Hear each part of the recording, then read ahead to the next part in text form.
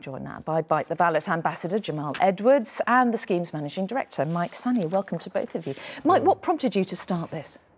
Well, 3 weeks before the general election in 2010, I was a secondary school teacher, a comprehensive state school in Dartford, and no one was going to vote. I myself wasn't registered to vote. I was 27 years old, and it just felt like young people had been failed time and time again by the education system, not engaged, not informed, and then disproportionately affected. What do you think, Jamal? Why aren't young people engaged? I don't think they're totally disengaged, but they feel like their voices ain't being heard. So I think a lot of young people need to learn that they have a voice and that they can express their opinions. When I started SBTV 8 years ago, people didn't think I could do what I'm doing now. And it's like, I look at that and try and apply it to politics. Like, it might not change straight away, but it will do. We've done a bit of our own research, which I want to quote to you, if I may.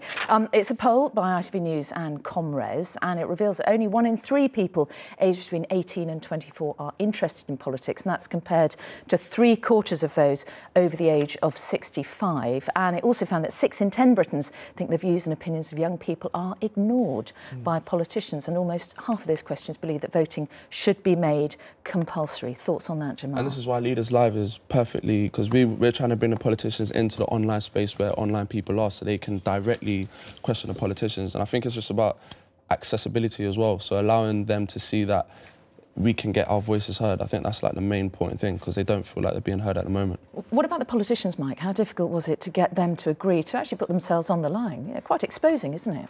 Well, yeah, it took a while. We're still waiting for number 10 to confirm a date, but we're keen to lock that in.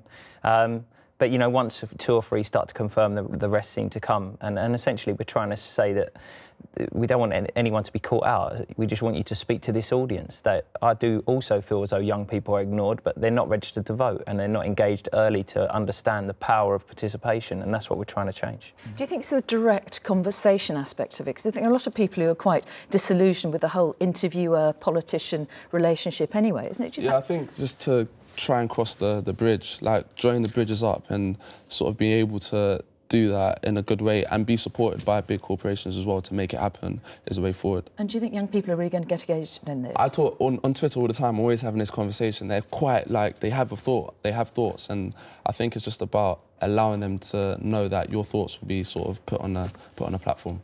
And that's a unique thing about this debate. We've got influencers in the audience that will be bringing their fans' opinions via Twitter straight to the leader, and hopefully it's just a lively, vibrant discussion. Yeah, it should be really interesting. Jamal and Mike, good luck with it. Thank you very much indeed. Thank you.